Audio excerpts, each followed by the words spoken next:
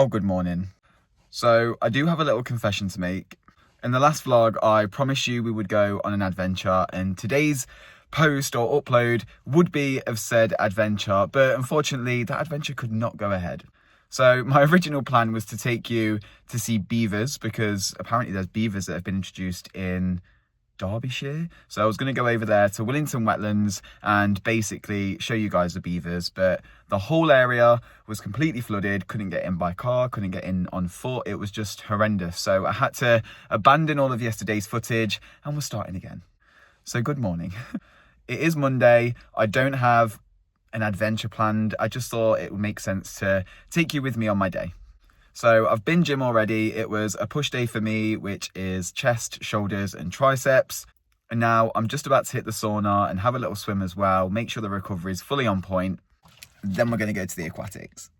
So first up, let's go and hit the sauna. Let's have a little swim, have a little de-stress, give the muscles a break, and then we'll take it from there. So this is actually my sauna and it looks really stately and lovely, but honestly, it's so trash. And you might be wondering, Rob, if it's so poor, why do you go? Well, it's actually the cheapest sauna, pool, steam room and hot tub combo in the area. And it's actually cheaper for me to go to the gym that I go to and pay a separate membership for this one, rather than paying for like Champneys or Nuttall or anything like that. So even though I've got technically 2 gym memberships on the go, it's still cheaper than doing one at Nuttall or one at Champneys, for example. Because I did look at switching to Champneys because I thought, is there really any point in me paying for 2 memberships? But the cheapest one I could find there was £139 a month. And for paying for both of my gyms, I'm literally paying £62 a month. So it just felt like a no-brainer to carry on doing it. Even if the services are pretty poor here, it does what it does. It's got the pool, which I really like. And then I can just switch off in the hot tub for a little bit and then do a little cooking session in the hot tub. So in the hot tub? I meant the sauna. So although it is not the best facilities, it's not the biggest place despite how it looks on the outside, it definitely serves its purpose. And, you know, I'm all for working smarter, not harder. Sauna complete. I make myself absolutely howl when I'm in any kind of like male dominated environment. Like there's always so many, I mean, there's women in there too. Like there's quite a lot of, let's say, elderly people who probably go for a bit of like joint relief or joint pain relief, whatever. And they sit in the sauna and obviously they're just enjoying the vibes, and they sit on the little sun lounges around the pool and stuff. And I don't know, I guess it's a vibe for the elderly people. It's a bit of a social hub for them. But there's so many gym bros who come here, and I think I discredit myself because in my head, like, I'm still how I was like a year ago, 2 years ago. And I forget just how far I've come. So when these bros are all talking to me about like, oh, what supplements are you using? And oh, do you take creatine to get that? And oh, yeah. And I literally sit there and I go into bro mode, and it just absolutely kills me. Like, I make myself benching 85, mate. What about you? Is it all going well for you as well? And literally all I'm sat there thinking about is like, will I buy a new fish from the aquatics, or will I be able to control myself? So it just makes me laugh, honestly, but I'm getting better. I'm getting better at being a gym bro. I think I'm officially turning into a bromo is what's happening. And with that being said, let's go to the aquatics. Ta-da! We have arrived. So I use Maidenhead Aquatics, which is inside Dobby's Garden Centre. There's actually 3 garden centres around me which have a Maidenhead Aquatics. Well, 4 if you count Bretby as well. This one's my favourite. I personally think that this one has A, the best customer service, and B, one of the best selections of fish. I also think their invert section's really good. Not many people have a good selection of invertebrates, but these guys tend to kill it every single time in a good way. I've had my little marine tank. It's an Evo. I think it's 56 litres or 54 litres.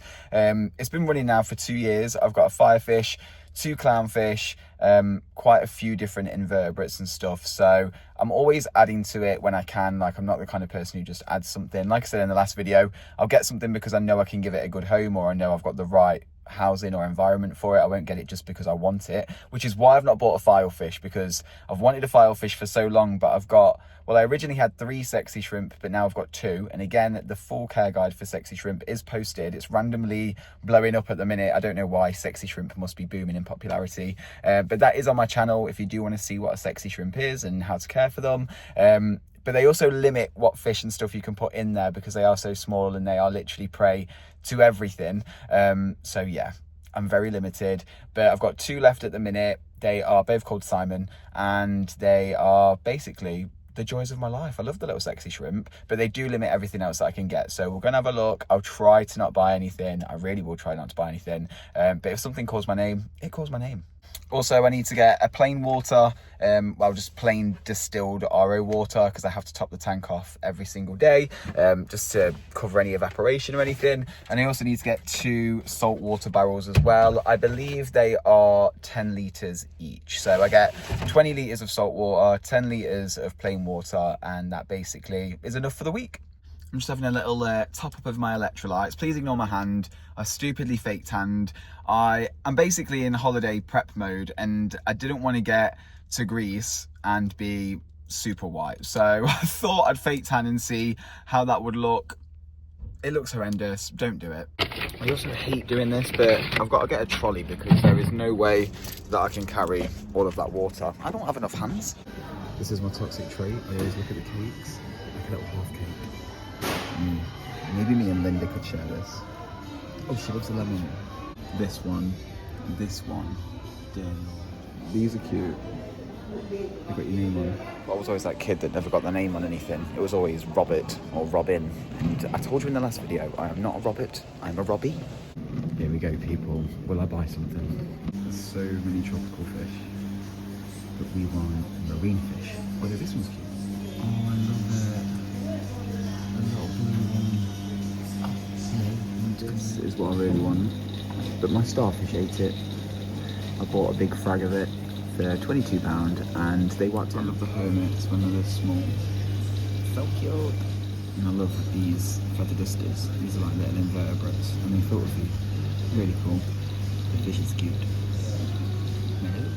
This one's moving. Ta-da! Oh, just love them. A clear shrimp here that I've never seen.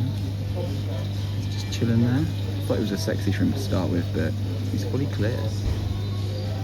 Equal. I want a Valentini puffer, but he will destroy the sexy shrimp, and I cannot take that. I have one of these. A firefish. They have sexy shrimp. Oh, it won't focus. Back home, I can confirm I did not buy anything. I just went in for the list, so we're doing well. I'm gonna make a quick protein shake, drop this water off, record a tarot or 2 for TikTok, and then we're gonna hit it. Are you ready for a stroll? It's nowhere exciting.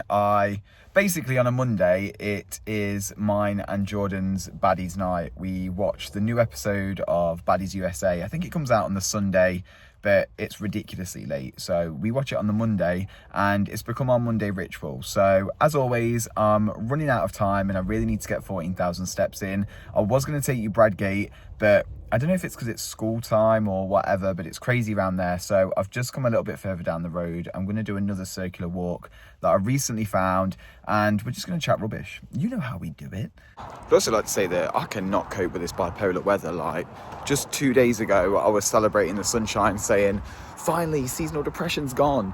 And now it's like this.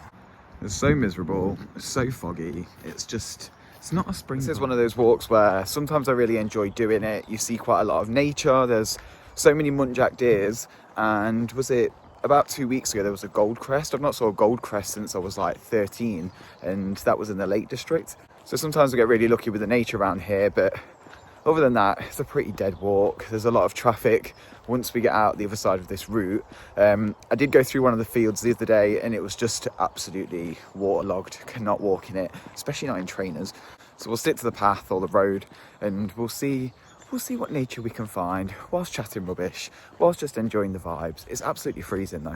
I'm a little bit apprehensive about this week. So I've spoke about it briefly before, but basically I've been doing a body recomp for the past year really. I mean, for the start of the year, up until like April, I wasn't really taking gym seriously, and then I was just doing upper and lower days, which really weren't getting me anywhere until June-ish time. And in July, I really changed my whole plan, and that's when I saw the biggest difference. So normally when I'm trying to lose weight, I hit a massive calorie deficit of like 5, 6, even sometimes 800 calories. And it's A, not sustainable, and B, it's just not a vibe. It's not fun at all. So this time I decided I was going to build muscle, take myself out of that skinny fat phase, and basically just drop my calories slightly less than maintenance. So my deficit, instead of being like 500 or 600 calories, is literally only 300 calories. And with my PPL split plus the incline treadmill plus my, well, it was 10,000, but now it's 14,000 steps a day.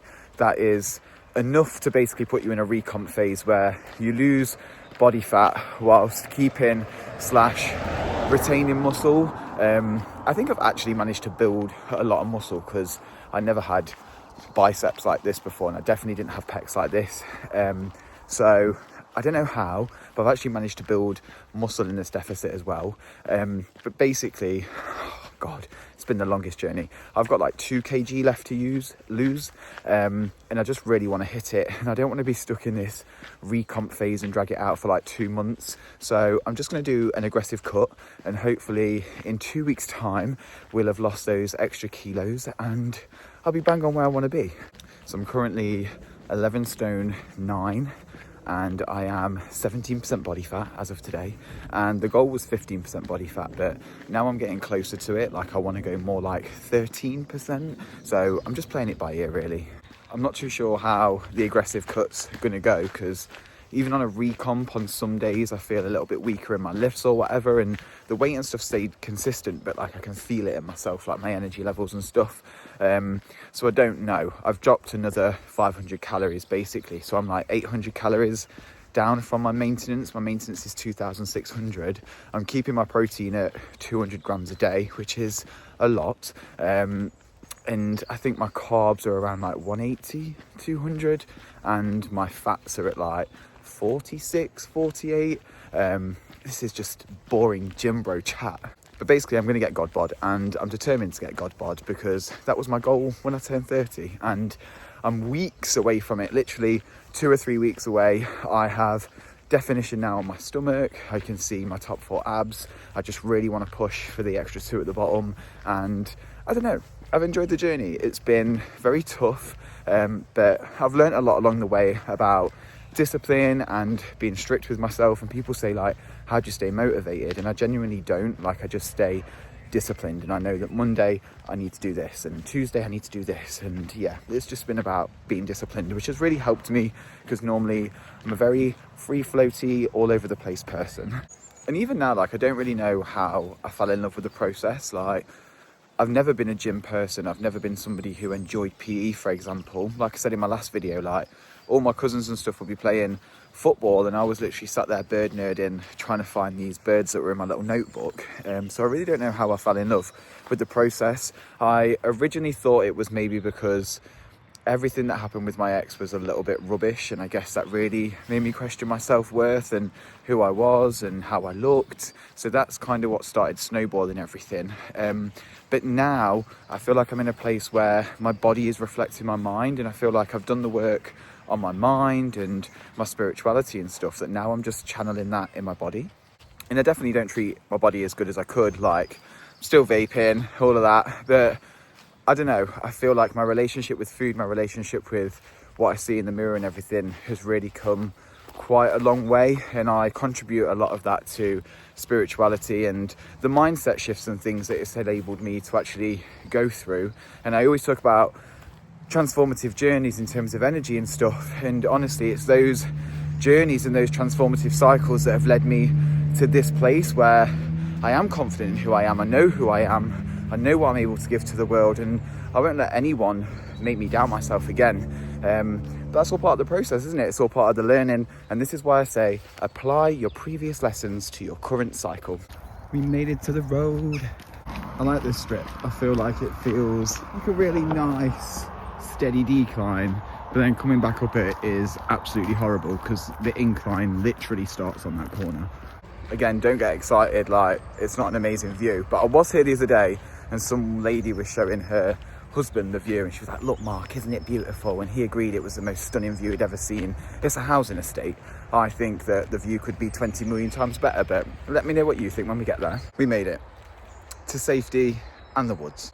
Can't lie to you, I'm absolutely sweating out. That last hill Well, that second hill was only hill number 2, but that was not a vibe. It was not a vibe at all. But we made it. I don't know, I just always think there's something so calm.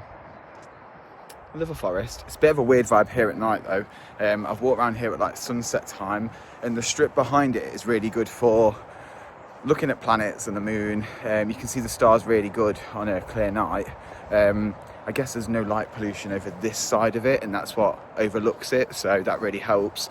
So I've been over there a few times, but it's scary on this part, so if I come at night I do park in the actual village and then walk up to the allotment path that way, rather than parking where we've just parked in the other village and walking along the roads and stuff. You got options. You can do route 1, which just pretty much leads you straight back around to where we've just come from.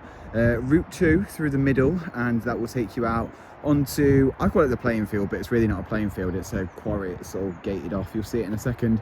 Route 3 is my preferred option. I like to go up, so we're just going to try our best to not fall, because the footing's not great, and I made a really poor choice with these trainers today, but you know, we're adapting. That's what we do here.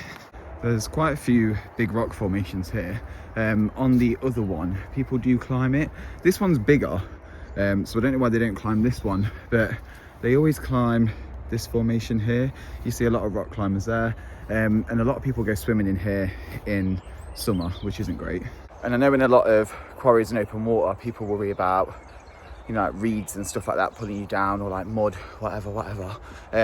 But the reason it's so bad is because it did used to be a quarry that they've just filled in, and there's cars and all sorts in it. So the actual problem with that one is more that it's like a chemical pool, rather than it being like an issue with being sucked under or something like that, for example. It's more the damage from the engines and stuff. Also, I believe that's what was published when they say, don't swim in it, don't swim in it, there's all corrosive material. Ew, what's that? Yeah, it gives me Jurassic Park vibes, for sure. It is only a small walk. I would never recommend coming here for the day. Like, don't drive all the way out here. It's not worth it. You're here for like 10-15 minutes. I know it is what you make it, but honestly, you'll be here for like 10-15 minutes.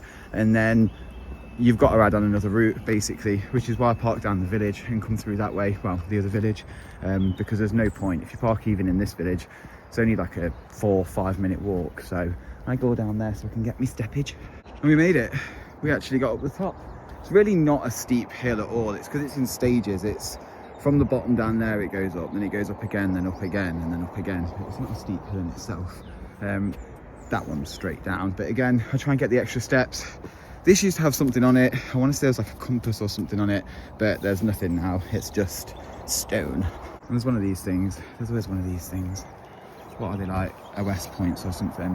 Whatever they are. There's one on the top of Barden Hill and Breeden, I believe, as well. But this is the view. Da-da. Da-da-da-da-da-da. Bear in mind, this is not the view that I told you about just a couple of clips ago, like the one where Becky told her husband and he was like, it's the most magnificent view. It wasn't this view. It was this view. I'd be a little bit more lenient, but wait till I show you their idea of the best view. So if we're having competitions, I'm putting this one in as the #1 spot around here, like actual hill hole quarry. I don't know how the bench trumps this, but you can be the judge and let me know down in the comments. And if you've made it this far, please do hit subscribe, because I'm wasted in the 9.5. I should be out here walking, chatting rubbish. I make myself laugh because I'm always like, oh, there's a random man on his own, like, I'm wary, and then I'm like, I'm a random man on my own. I mean, if you really want the history, you could pause it and watch it, but I'm not standing and reciting all of this to you, not at all. Now, please brace yourself for Becky's 10 out of 10 can't beat it view, because I'm so intrigued to hear your thoughts on this. As promised, there's a bench, a good bench. I like to sit on said bench. Now here's the view.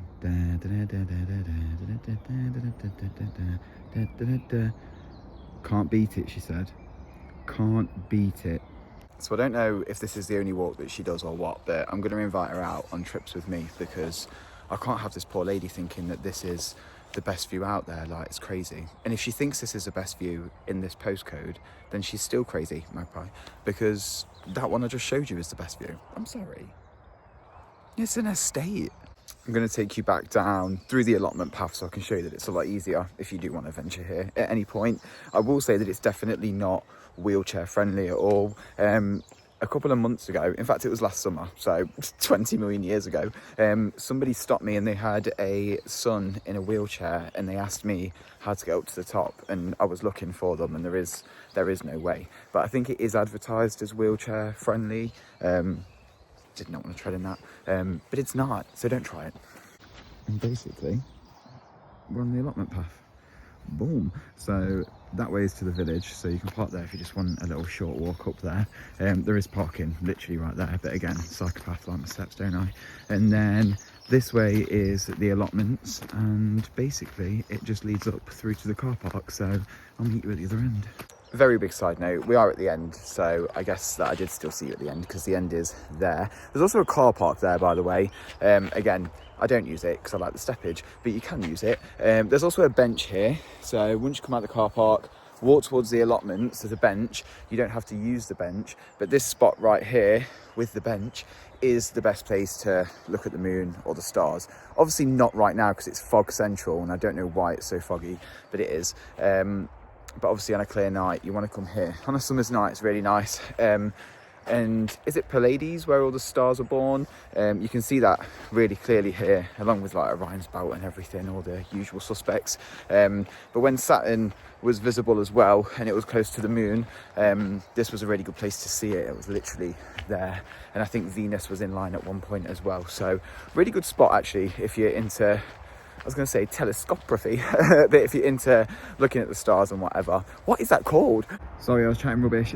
Basically, the car park's there, and then you can either go down the allotment path or you can walk down this path. And this path is basically the start of the forest where we first went in. And now, fortunately for me, I'm going downhill, and I have got to face that steep hill, but I think there's only one now. That made it sound like one of them had just magically eroded away. There's only one hill because the way I'm taking home or back to the car is just one hill's worth of walk. Shut up, Rob. Well, it's finally time. That hill is gonna get me. Side note, and I am about to get motored, but how pretty is this feather? I don't know what it's from, but it's really cool. Don't you think? I think it's pretty. Really pretty. Well, I survived the hill. I didn't get motored after looking at the feather for way too long. But I'm just on the final stretch now. I don't know if I've got fitter on the way back, but I'm actually not sweating or anything, or whether my body's just that dehydrated, it just has no sweat to give. It's pretty. I've got no idea what it is, but the flowers are really nice. They're like typical flower shape. We're officially on the final stretch. This is the country lane where it all began. And the go-kart's waiting for us at the very end. We've just got to get around this corner and then we can get the heck out of here. We made it. So the next part of the plan is to go home and get food because I am absolutely starving. And then I'm going to get ready, have a little freshen up, and then I'm going to go George and I'm going to watch Baddies. And yeah, that's pretty much how I'm going to spend the evening. This has been wonderful. Thank you so much for joining me once again. And if you made it this far, first of all, thank you. And if you're not already subscribed, please do hit subscribe. I really appreciate it. And I'll catch you on the next one. Where will next one end? I don't know. To be continued.